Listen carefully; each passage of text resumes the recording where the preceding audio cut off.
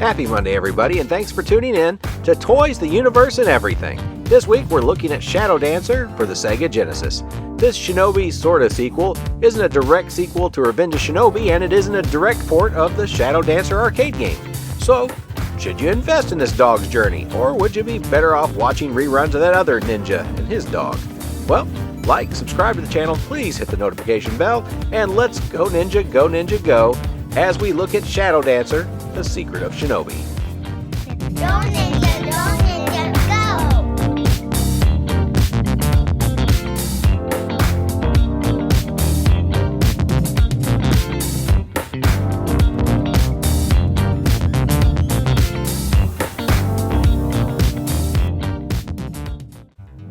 Released in 1990, Shadow Dancer was the next in the Shinobi line of games from SEGA. Though not officially Part 3 in the series, Shinobi 3 Return of the Ninja Master would come in 1993 and pick up many of the gameplay changes and series additions that came with Revenge of Shinobi in 1989. In Shadow Dancer, you are once again Joe Musashi, and you must avenge the death of your student alongside his brave dog Yamato.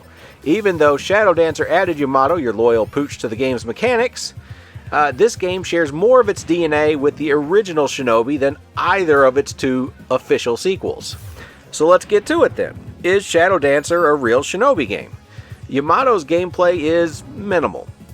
Simply hold the fire button down to sick the dog on your enemies so you can move in for the kill shot. You can play most of the game successfully without asking too much of your loyal canine sidekick. Most of the game plays very much like the original Shinobi arcade game. You throw shurikens to deal with enemies and hold up or down while jumping to switch between high and low areas of a level.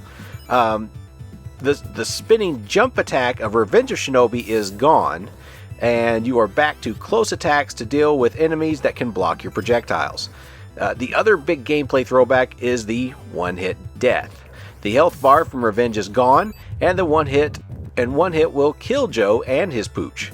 To mitigate the danger or the one-hit death, players will likely learn to exploit the bump animations that take place when Joe collides non-fatally with an opponent. You can run into baddies in this game, as long as their weapons aren't drawn, and the following frames of animation can buy you some time to get away, take them out, or use your ninja magic. Ninja magic, in this case, is limited to one type per level, and it is pre-selected, so it changes, but it's just for looks. Don't use it too soon, however, as some levels will clearly have points where you'll regret using it too soon. The bonus levels are here as well, much like the original Shinobi and the Shadow Dancer arcade game, but they don't present much of a challenge, as you can frequently get perfect by staying in one spot and just mashing the fire button. I hated this game the first time I played it as a kid because it didn't feel like Revenge of Shinobi to me, which I had just played a few months prior to this, and the lack of a health bar was really punishing. After playing a game with multiple magics where getting hit wasn't such a big deal, you could even use a magic that would burn a life but bring you back with full health in the same spot. To mentally prep for Shadow Dancer, a player should go back before Revenge of Shinobi and really play the original Shinobi with its vicious one-hit deaths and figure out the weak spot bosses. Even the rescue the captives part of Shinobi 1 is a major gameplay focus here.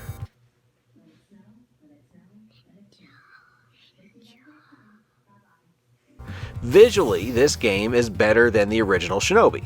Not as pretty as Revenge or 3. The colors can be a little garish in places, and some tiles get overused in the warehouse scenes.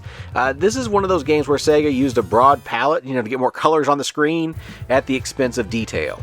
The smaller sprites also meant less of a wow factor.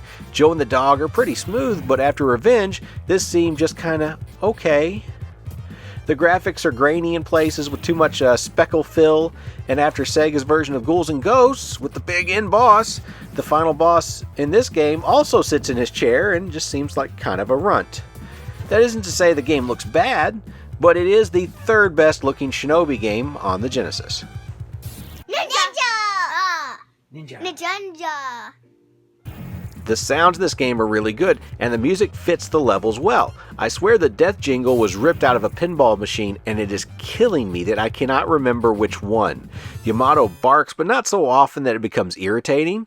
There are times the tinny shuriken clangs can get a little tedious, and the sounds do lack some of the weight of Revenge's beefier gameplay audio effects.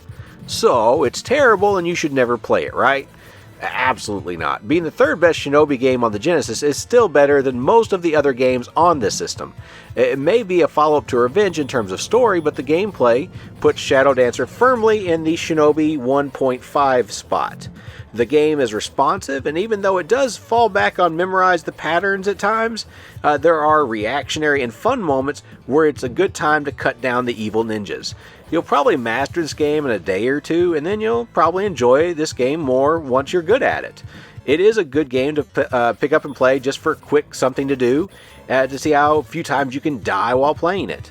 It is tough, but thankfully there is a stage select so you could practice the harder levels out of order to ready your ninja skills. Simply hold A, B, and C while pressing start, and there you go. So anyway, I hope you enjoyed this video, no matter what your questions are about toys, the universe, everything, ninjas, dogs, whatever. Remember, the answer is always to have fun, and if you're going to fight evil ninjas with your trusty dog, you better bring that pooch some Scooby snacks. I really do appreciate you spending time with me. If you want to help me do more like this, please subscribe, share on your social media stuff so I can grow the channel and do more nifty stuff. Until next time, everybody.